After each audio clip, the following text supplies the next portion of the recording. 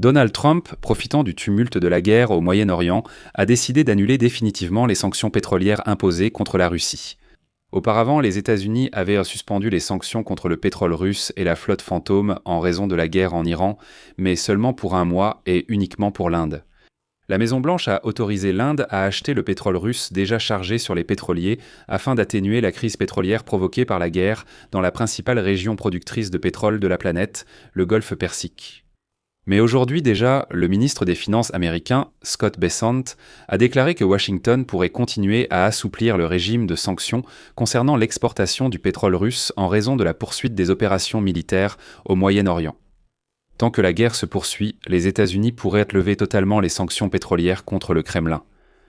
Voici la première conséquence.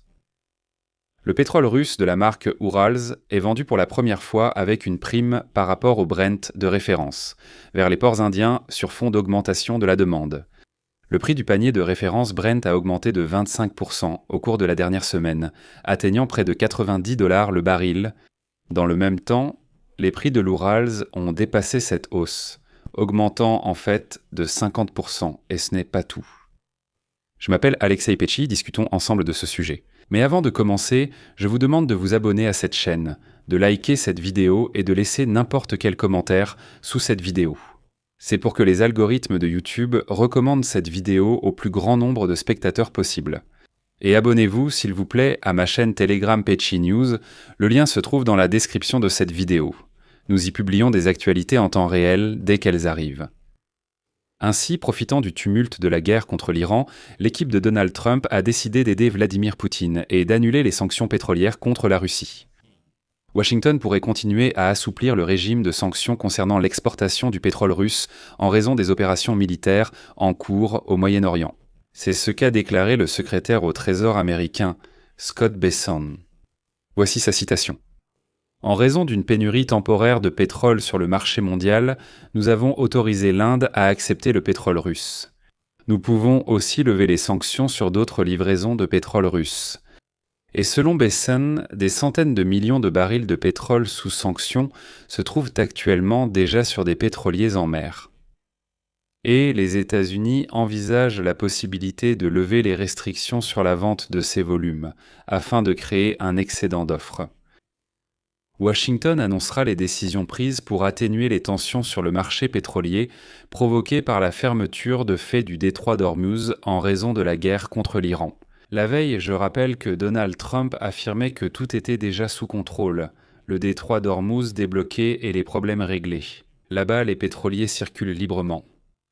Et cela a choqué, vous savez, beaucoup de gens, même plus que la déclaration précédente du même Scott Bessent.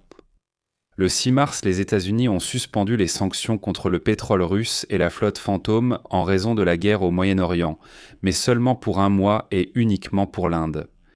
La Maison-Blanche a autorisé l'Inde à acheter le pétrole russe déjà chargé sur les pétroliers afin d'atténuer la crise pétrolière provoquée par la guerre. La guerre dans la principale région pétrolière du monde, c'est-à-dire le Golfe Persique. Et voilà qu'hier, ce même Bessent assurait, je cite, délibérément. Une mesure à court terme n'apportera pas de bénéfices financiers significatifs aux autorités russes car elles n'autorisent que les transactions avec le pétrole déjà en mer. L'Inde, avec la Chine, a été un des principaux acheteurs de pétrole russe sous sanctions après l'invasion russe de l'Ukraine. Cependant, juste avant l'attaque contre l'Iran, les États-Unis, par le biais de sanctions et de droits de douane, ont convaincu l'Inde de réduire ses échanges pétroliers avec les Russes sauvages. En conséquence, d'importants volumes de pétrole russe se sont retrouvés bloqués en mer sur des pétroliers en attendant des acheteurs. Et Vladimir Poutine proposait des remises tout à fait astronomiques sur ce pétrole coincé dans les pétroliers en haute mer, pourvu que quelqu'un veuille bien l'acheter. Mais personne ne voulait avoir affaire aux Russes, et ce pétrole restait simplement des semaines dans les pétroliers en haute mer, attendant que quelqu'un l'achète. En Russie, les compagnies pétrolières devaient déjà réduire leur production, faute de stockage pour le pétrole. Mais ici, il faut tout de suite expliquer un point très important, afin de rester tout de même plus objectif. Les analystes avertissaient que l'Inde aurait de toute façon repris l'achat de ce pétrole, même si les États-Unis n'avaient pas levé les sanctions. Et cela pour deux raisons. Premièrement, l'Inde, plus que Les grandes économies du monde souffriraient de la guerre des États-Unis avec l'Iran, car elles recevaient près de la moitié de tout leur pétrole importé via le détroit d'Ormuz, et l'Inde n'a pratiquement pas de réserves stratégiques. Alors que la Chine a accumulé des réserves capables de remplacer complètement toutes ses importations de pétrole pendant 3 à 6 mois l'Inde, elle n'a des réserves que pour quelques semaines au mieux. Deuxièmement, l'Inde n'a cessé que récemment ses achats massifs de pétrole bon marché, du pétrole russe sous sanctions, et elle dispose de nombreux schémas et contacts établis avec les vendeurs russes et la flotte fantôme pour pouvoir rapidement reprendre ce commerce. L'Inde ne s'en est séparée que récemment. Mais il y a une autre vérité. L'assouplissement des sanctions et la hausse des prix du pétrole profitent à la Russie, quoi qu'en dise la ministre américaine des Finances, Bessent. Avant l'attaque des États-Unis et d'Israël contre l'Iran, la Russie exportait de moins en moins de pétrole et de gaz à cause des sanctions occidentales contre le Kremlin et sa flotte de pétroliers fantômes. En mer, au 4 mars, il y avait officiellement 120 millions de barils de pétrole russe sur des pétroliers. Une part importante de ces volumes n'avait pas d'acheteur final. Et la plupart de ces pétroliers de la flotte fantôme sont actuellement au mouillage dans les eaux asiatiques, non loin des côtes indiennes. Après la levée des sanctions contre l'Inde, il sera beaucoup plus facile pour la Russie de vendre ce pétrole, et non seulement plus facile, mais aussi plus cher. Et voici une nouvelle qui a suivi ces déclarations de Scott Bessent. Le pétrole russe de la marque Urals est vendu pour la première fois avec une prime, par rapport au Brent, lors des livraisons vers les ports indiens, sur fond d'augmentation de la demande liée à la guerre au Moyen-Orient.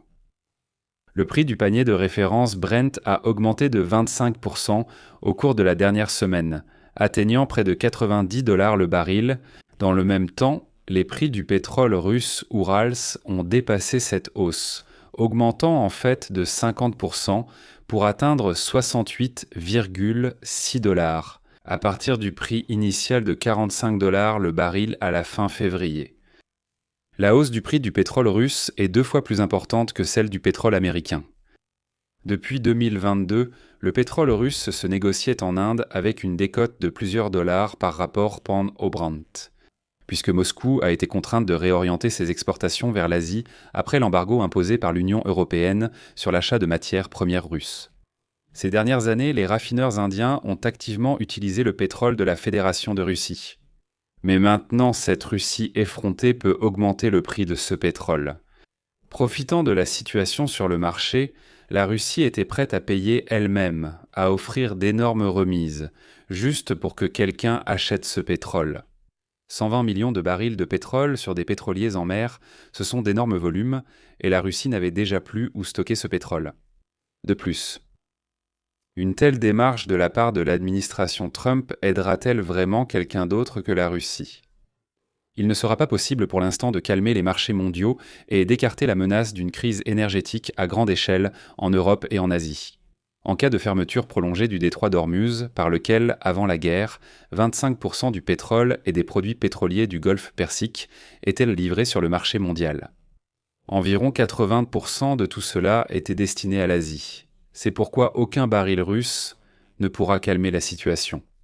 Mais seulement si Trump ne va vraiment pas jusqu'à une levée totale des sanctions contre la Fédération de Russie, ce dont Scott Bessent vient justement de parler.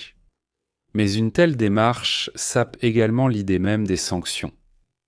Le représentant du président russe, Kirill Dmitriev, a affirmé discuter avec les Américains d'un assouplissement des restrictions sur le pétrole russe, car, je cite, « Les sanctions occidentales, comme l'a montré la pratique, causent des dommages à l'économie mondiale. » C'est précisément ce récit que la Russie tente sans succès de promouvoir depuis 2014. Et pour la première fois, elle a eu l'occasion de brandir cet argument comme un atout. Je vais m'arrêter ici. Donnez votre avis et vos conclusions dans les commentaires sous cette vidéo. Abonnez-vous à la chaîne, activez la cloche et n'oubliez pas de mettre un like. Si cet épisode vous a paru intéressant et utile, vous pouvez soutenir financièrement le travail de cette chaîne YouTube. Abonnez-vous à la chaîne, cliquez sur la cloche, n'oubliez pas de mettre un like si cette vidéo vous a plu. Prenez soin de vous. Les informations sont dans la description de cette vidéo ou via le QR code. Vos recommandations pour la publicité sont toujours les bienvenues. À bientôt et je vous serai reconnaissant pour tout soutien de votre part. C'est tout pour aujourd'hui. Prenez soin de vous. Sous-titres.